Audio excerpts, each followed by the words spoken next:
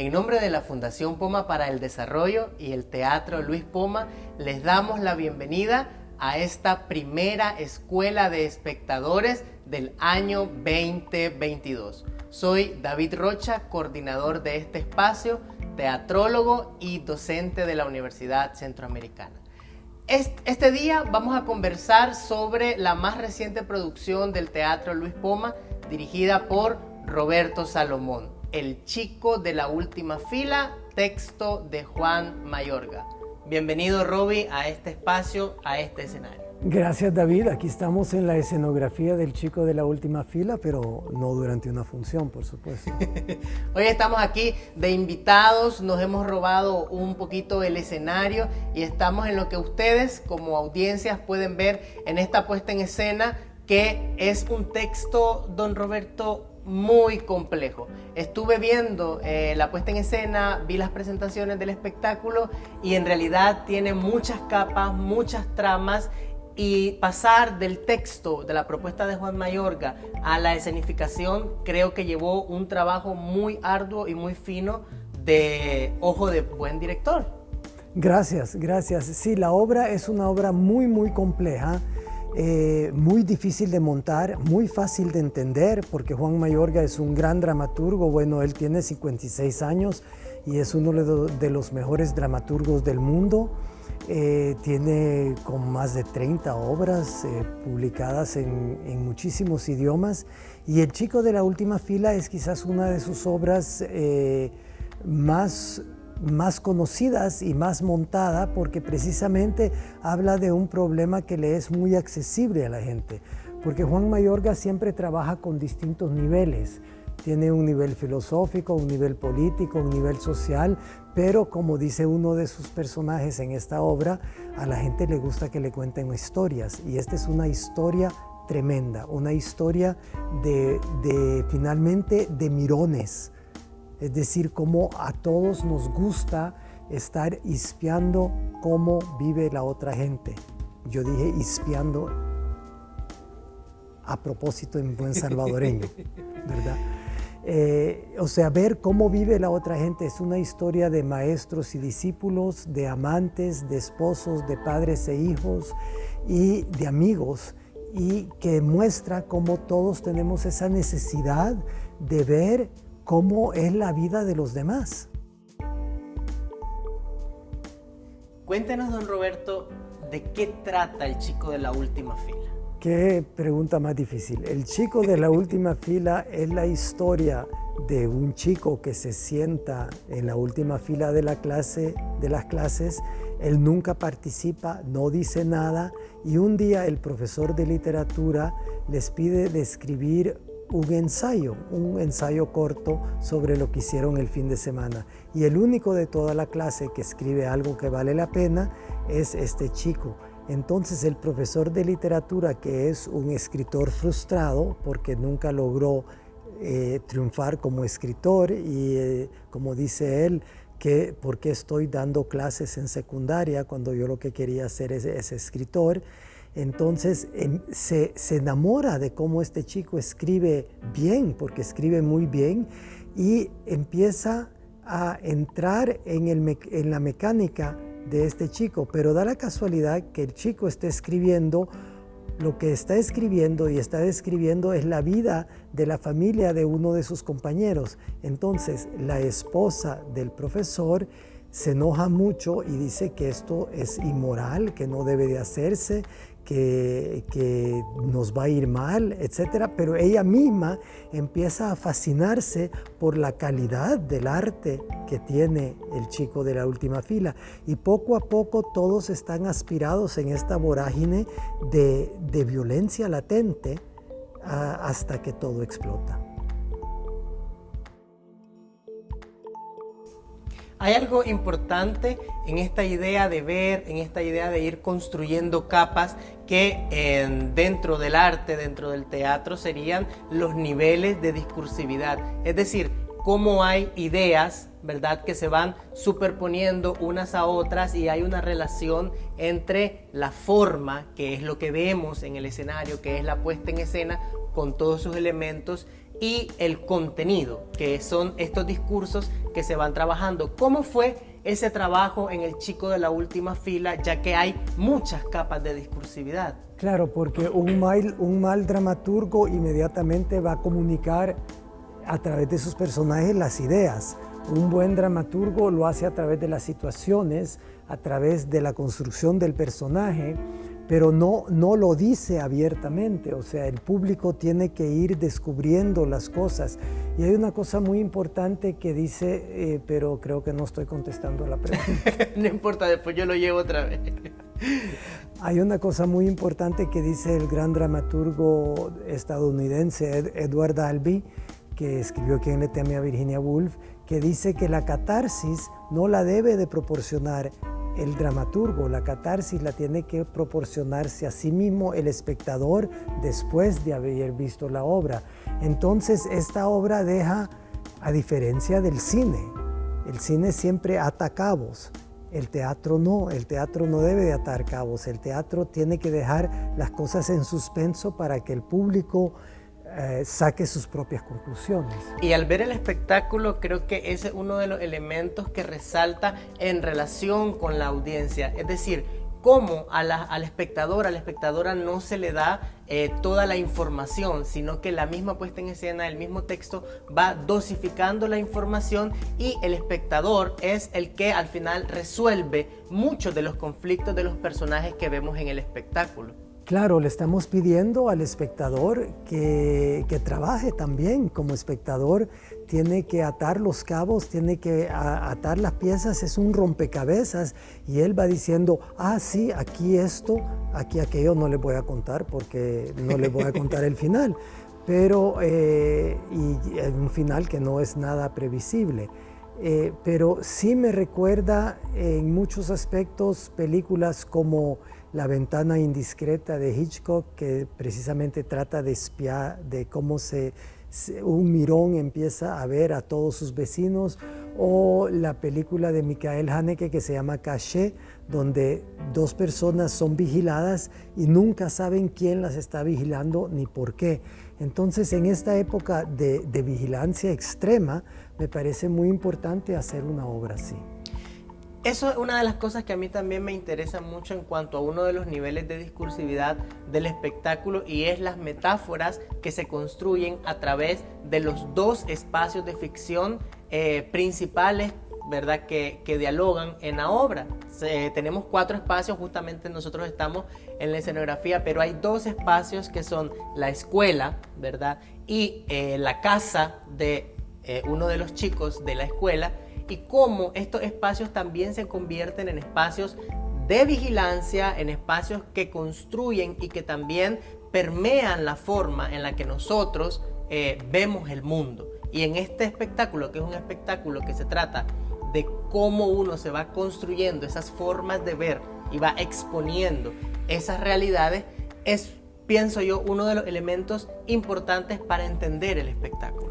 Sí, como gran dramaturgo, Juan Mayorga no le dice al director, bueno, aquí en este término del escenario está tal espacio, pero uno tiene que ir inventándose el espacio, y él sí habla de 4 espacios distintos, como dices, pero hay puestas en escenas que pueden ver en internet, porque se pueden ver muchas en internet, que ponen en el centro el colegio, o sea, el despacho del profesor de literatura, donde viene el chico y donde se da la trama principal. Pero a mí me pareció que era más importante poner la sala de la familia que es vigilada al centro y poner alrededor de ello la galería de arte de la esposa del profesor, la casa del profesor y de su esposa, y atrás la oficina del colegio.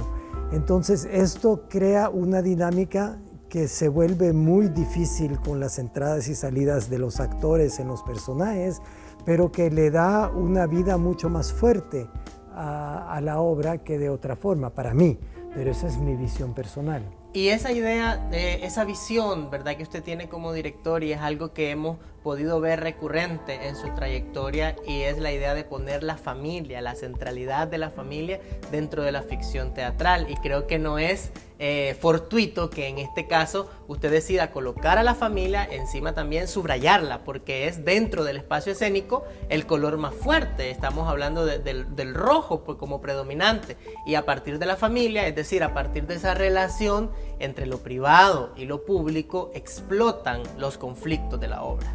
Y no solamente la familia al centro de la acción escénica, sino también una cosa que para mí es muy importante es la simultaneidad de acciones. O sea, hay acciones que están sucediendo en los 4 espacios al mismo tiempo, poco a poco. Y después también una cosa que me es muy cerca a mi corazón es, una vez que se establecen reglas, quebrar esas reglas. Entonces, por ejemplo, en esta obra los personajes no pueden verse ni hablarse al principio de la obra a través de los espacios, pero poco a poco, a medida que el espectador ya entendió cómo funciona la mecánica de la obra, entonces podemos empezar a quebrar esos espacios y desafiar todavía más al espectador. En esos niveles de discursividad, en esos niveles de construcción de la verosimilitud, de la construcción de esa ficción que vemos en la puesta en escena, que vemos sobre el escenario, está toda la parte que vemos como audiencia y como espectadores. Y en este caso están estos 4 espacios que muchas veces se accionan, se activan en paralelo. Pero detrás de eso hay una serie de soluciones técnicas que desde el trabajo de la dirección, el elenco, y en este caso tengo que decirlo, ¿verdad?, el trabajo de diseño de luces que ha hecho César Noé González, cómo usted, don Roberto, va imbricando, va relacionando y van en conjunto aportando soluciones técnicas a todo este entramado que es lo que vemos nosotros sobre el escenario. ¿Cómo ha sido este proceso de trabajo en El Chico de la Última Fila? Muy largo y muy complejo, pero debo decir que yo trabajo mucho a partir de los actores y tengo la suerte de tener a 6 actores trabajando conmigo, algunos con mucha experiencia, otros con una experiencia más corta por su misma edad, y debo decir que Oscar Guardado, Patricia Rodríguez, Dinora Alfaro y Henry Urbina pues están a la altura de lo que uno espera de ellos en cuanto a sus actuaciones, y la sorpresa muy grande es Elliot Martínez en el papel del chico de la última fila y Gabriel Pinto en el hijo de la casa que están viendo acá, que realmente le dan a sus personajes un espesor y una dimensión que va más allá de lo que uno esperaría de actores con una experiencia menos larga en escena. Pero es decir, yo trabajo mucho y como tú dices, pues las luces que ha hecho César Noé González están formidables. Hay que ver que el Teatro Luis Poma tiene un plafón bajo, o sea, tenemos una altura de 3 metros, entonces para luces de teatro es siempre muy difícil, porque el teatro siempre quiere mayor distancia para las luces, etc. Pero volviendo a los actores, yo trabajo mucho a partir de lo que el actor me propone en escena. Entonces el aporte del actor es enorme. Yo sé lo que quiero con la obra, pero no sé cómo voy a llegar a ello. Entonces en eso yo necesito totalmente el aporte del actor. En el elenco hay un trabajo de filigrana también. Cuando uno ve las capas de los personajes, cuando uno ve eso que usted llama el espesor en la construcción de los personajes, hay ese trabajo con las sutilezas y los giros progresivos. Cuando yo veo el trabajo, por ejemplo, de Patricia Rodríguez y de Elliot, ¿verdad? Elliot, que es un actor joven y que en realidad deslumbra por su trabajo, veo tanto en Patricia como en Elliot ese trabajo con la sutileza, ese trabajo de filigrana, ese trabajo del espesor interno del personaje, pero que también se puede evidenciar a través de la comprensión que tienen los actores y las actrices de la propuesta del director como de la propuesta del dramaturgo. Claro, y un personaje tan complejo como es el personaje de la esposa de la familia que hace Dinora Alfaro, que tiene poco texto realmente, pero mucha presencia. ¿Cómo hace un actor para dar a entender lo que le está sucediendo interiormente y sobre todo lo que le está sucediendo cuando no está en escena? Porque tiene que traer esa carga. Yo creo que es muy importante que el público pueda contarse, cada espectador pueda contarse una historia adicional a la que le está contando el actor y el director y la obra. Y eso para mí es muy importante. Como dice Heiner Müller, si hay 100 espectadores en el teatro, van a haber 100 obras distintas. Y yo lo llevaría un paso más lejos. Si 100 personas ven una película, están viendo la misma película. 100 personas ven una serie, están viendo la misma serie. 100 personas ven una obra de teatro y están viendo una obra de teatro distinta cada uno. Y eso se relaciona, don Roberto, quiero relacionarlo con esta idea que usted toma de Albi, y es esa posibilidad de la catarsis expandida o de la catarsis propuesta por los espectadores, por las audiencias. Y creo que con el personaje de Dinora eso es algo que emana, porque Dinora todo el tiempo está trabajando con la contención, y en este espectáculo, quiero decirlo ya, una cuestión menos técnica y más subjetiva mía, una forma de decir particular. En realidad, yo cuando escucho hablar a Dinora Alfaro en este espectáculo, siento que me enamora, ¿verdad? Y aparte de eso, hay todo un trabajo interior, un trabajo de contención con el personaje, y al final es casi que una metáfora de Nora, que cierra la puerta al final de la obra, ¿verdad? De Casa de Muñecas. De Casa de Muñecas. Cierra la puerta al final de la obra y la catarsis queda suspendida, o sea, el final queda en suspense. Y el espectador tiene que proponerse a sí mismo un final. Y es eso mismo, o sea, son 100 finales distintos para este personaje. Sí, nos ha costado mucho hacer el final de esta obra, debo decirlo. Es muy difícil ese final, pero tiene que terminar la obra, por supuesto. Hay otras cosas que dentro del espectáculo me saltan, ¿verdad?, a la vista, y es una idea que actualmente en las teorías, sobre todo occidentales, del arte, de la cultura, se está proponiendo, y es esta idea de la intermedialidad. Y la gente dirá, bueno, ¿qué cosa es eso? Es un concepto en el que, y yo lo veo un poco y digo, bueno, el teatro esto lo hacía desde hace mucho tiempo. Y es como el teatro, como las artes, en su estructura, tienen o contienen estructuras de otros medios, de otras artes. Y una de las cosas que a mí me llama la atención con la forma escritural que propone Juan Mayorga en El chico de la última fila, es como la dosificación de la información y el trabajo con el suspenso, porque constantemente el chico de la última fila está evocando, está diciendo él, continuará. Entonces, para mí, ese recurso del continuará también es otro de los aportes que ayuda a esta idea de la progresión dramática. Claro, totalmente de acuerdo. Y además hay otra cosa en esta obra que es muy importante, que no hemos mencionado, y es la presencia de otras artes que no son solamente la literatura.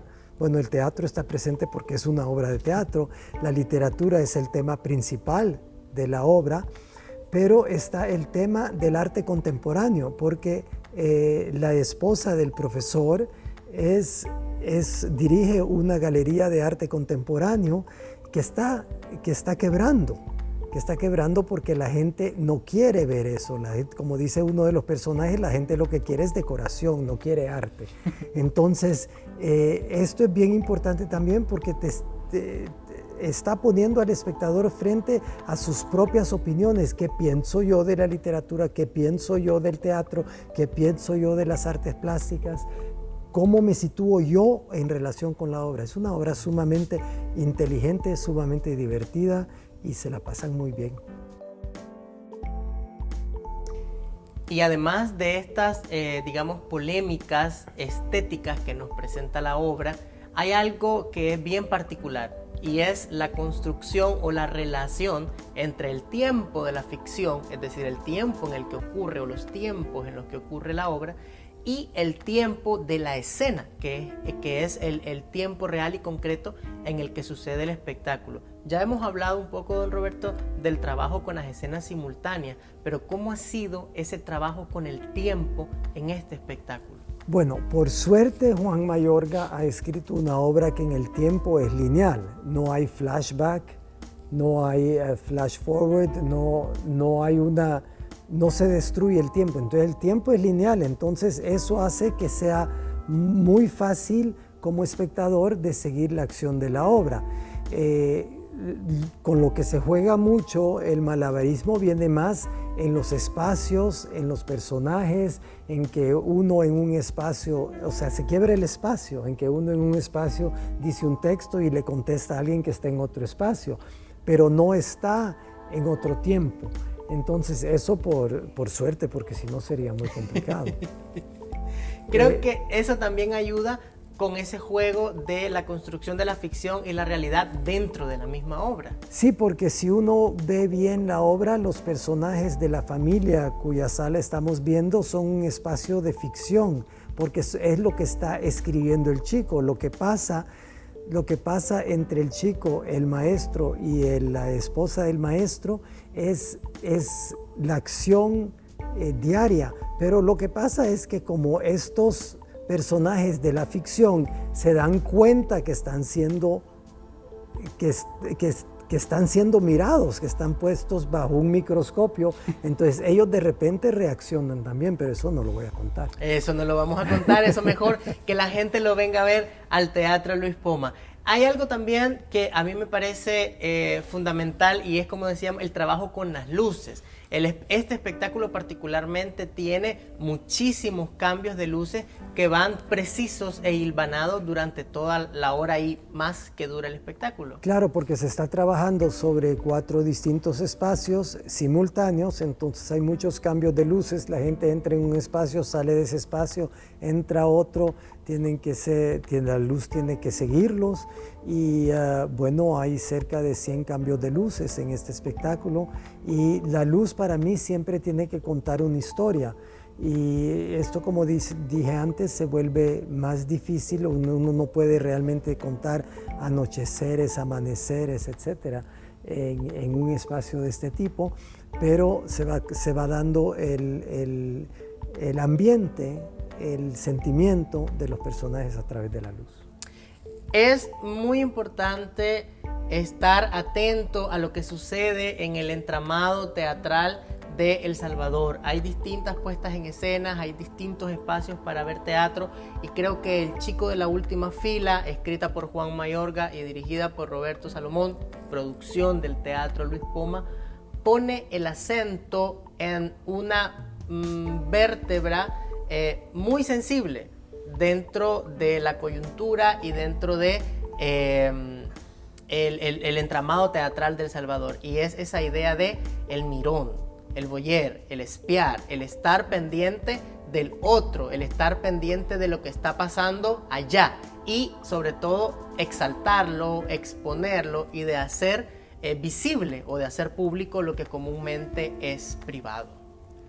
Así es, y hay en el área de San Salvador hay 5 teatros funcionando actualmente, así que vayan a ver todas las obras. Así es, porque en realidad quien sale ganando de todo esto es usted, es la audiencia, es la gente que nos viene a ver al teatro y la gente que gusta de ver este arte tan milenario. Y bien, don Roberto, muchísimas gracias. Gracias por habernos acompañado en este espacio, en esta primera sesión de la Escuela de Espectadores 2022. Gracias.